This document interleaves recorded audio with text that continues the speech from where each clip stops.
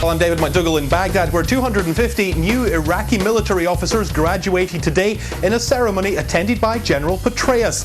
The US is backing the official Iraqi military, but it's also supporting a shadow military of up to 90,000 armed militia fighters. Joins us live from London is Fox News' David McDougall. David, what happened in that posh London hotel with his mother and his sister? Greta, it seems like a case of holy family feuds, Batman. Dark Knight star Christian Bale arrested for allegedly assaulting his mother and his sister. Let's go through a quick timeline of events.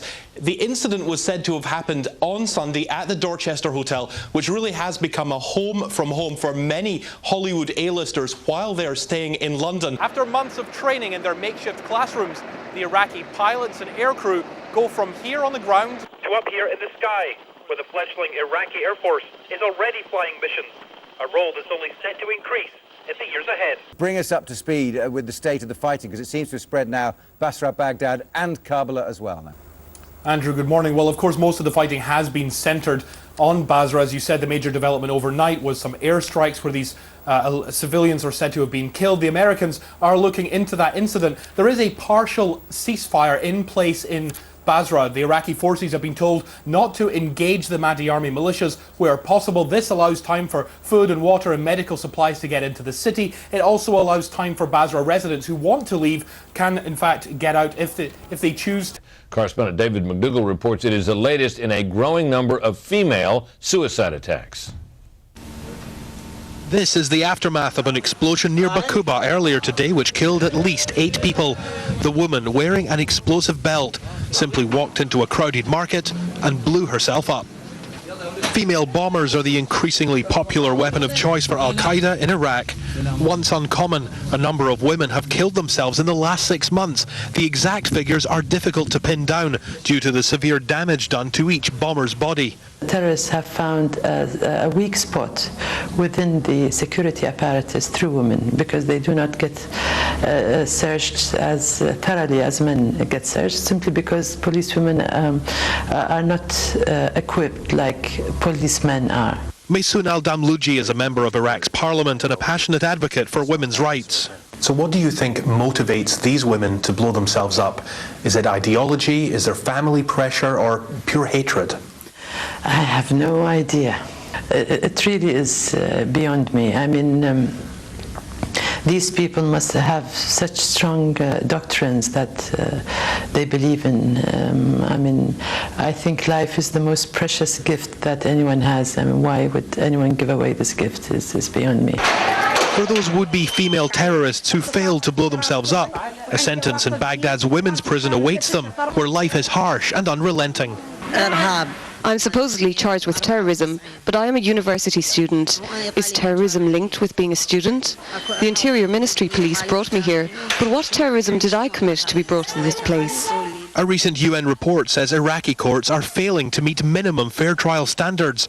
Allegations of torture and horrific maltreatment are easy to find. I'm charged with witnessing a murder. When they took me to the police station, I confessed because they said they will torture me with electricity and do other things to me. The officer hit me on the head and I passed out. The lucky prisoners will make it to trial. Many women, we're told, will languish in prison indefinitely. Successful bombers don't get that far. It's difficult to imagine what these explosive vests look like without seeing them firsthand. This is a fairly accurate mock-up based on crime scene evidence and photographs we've seen. Pockets in the front contain the explosives, which are likely to be commercial-grade plastic explosives rather than the homemade variety. There's also a detonator inside each one, and they're linked by wires. It could all be triggered by something as simple as a light switch. Inside the vest is also ball bearings and nails designed to cause maximum impact, especially when they rip through flesh. Now, it all seems pretty bulky, but look at this. Cover it up with a traditional black dress and it's hardly noticeable. And that's what makes female bombers in particular such a deadly and effective weapon for Al-Qaeda. With explosives hidden away, the women become anonymous, able to move unseen and unchallenged, melting into the crowd. The crowd they're determined to kill. 600 students at a time, and then these guards have to go in there and get control, and now there could be more violence coming? Jamie, that's right. It started as an argument between rival graffiti gangs. Soon, 600 students at an LA high school were slugging it out in a knockdown brawl as riot police moved in. Now, fights are just about a daily occurrence this semester at Locke High School in South LA, but that's nothing like Friday's rumble in the Quad. Two groups of students, one black, one Hispanic, facing off. Then others joined in, the fighting escalating, spilling across campus, with reports of students on their way to class getting involved in a fight they didn't want to be part of. And then Locke High was put on lockdown. So this is where it all begins for inmates at Camp Cropper, with paperwork and bureaucracy. Then they're sent through to the next room where they're strip searched by US soldiers, then issued with coveralls, underwear and sandals. Finally, they're sent through here to get more sandals, more coverall, a prayer mat, toothbrush, underwear, rules and regulations, and a copy of the Quran. After that, they pick up a blanket and head through this door to spend an average of 330 days in captivity. David McDougall joins us live from Baghdad with the latest. Hi, David. Hi there, Brett. We start with that mass kidnapping today in northern Iraq. 42 students from the University of Mosul taken at gunpoint from the vehicles they were traveling in. Now, a couple of hours after the kidnapping, a rescue mission was launched. All 42 students were found alive and well, of all places, in the back of a dump truck. At a time when many other airlines are cutting back or going bankrupt, Iraqi Airways is planning to expand, with new routes to places like China, India, London and New York. But they're entering an already crowded Middle Eastern market for long and short-haul airlines. And they'll have to compete with established industry players like Royal Jordanian, Qatar Airways, Emirates and Gulf Air. Sunrise in Baghdad. Today, the temperature will reach just 109 degrees, and it's only going to get hotter. I expect to get extremely much higher over the next couple of months. Usually on the average of about 125 to 130 during the day.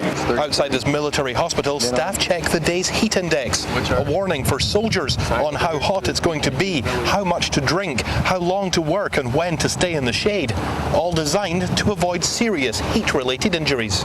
Heat is a constant challenge here in Iraq, and it's one of the few things like malaria or typhoid that can take out an entire operational unit, decrease their effectiveness very quickly. We're going to try and see the effects that heat has on a body by carrying out our own little experiment. The doctor's taken some of my vital signs like heart rate, blood pressure and temperature, and we'll look at how that changes after some time in the sun. The experiment starts with 65 pounds of helmet, body armor and a backpack filled with medical equipment, about the same weight, minus the gun, that combat medics carry on patrol. A heat exhaustion is when your body says, I'm very hot, I need to shut down and relax and just get tired. You get tired, you're exhausted, you sit down. That's your body's defense mechanism kicking in and protecting you from further heat injury. We're 10 minutes into this experiment and I'm pretty out of breath, but that's probably a symptom of my poor fitness level as much as it is the heat. I'm also losing quite a lot of moisture through sweating underneath this pack. That's when you start to cook on the inside, the brain overheats, and that's when you get an actual heat stroke. Back at the medical center, after just 15 minutes marching around in the sun, 98. my temperature's up nearly 3 degrees, my heartbeat racing. Last year in Anbar province, I didn't cope so well. This picture shows me passed out, suffering from heat stroke, in need of serious rehydration. Tens of thousands of military personnel spend a lot longer in the sun than I did, exposed to the dangers of heat and UV rays day in, day out. And even in summer, as the sun goes down, there's little relief from Iraq's scorching temperatures. Overnight lows rarely dip below the 90s. The busiest day for booze sales is Thursday, right before the Iraqi weekend. The most popular drink, Scotch whiskey, $10. And Iraq's national beverage, a date-based drink called arak, sells for just $3 a bottle. Are there times when you sort of sit back and you start reevaluating your life? Do you start taking stock? Obviously, we don't have the same training as the military, so we kind of go out there just with our wits and relying on them for security. I think if you thought about the dangers all the time, you would never go because it would prey on your mind. But if it comes to a point where you don't think about how dangerous it is, then you become reckless, so that's the time not to go out as well. So I try to be aware of the dangers. The issue of Iraq's oil production, its wealth and who profits from it is a very sensitive subject here. The Iraqi government wanted a quick fix solution, but settled for a longer-term measure that won't bring profits anytime soon. The irony is, with oil prices at record highs and demand showing little signs of decreasing, a quick fix solution might just have been in Iraq's best interests. In Baghdad, David McDougall, Fox News.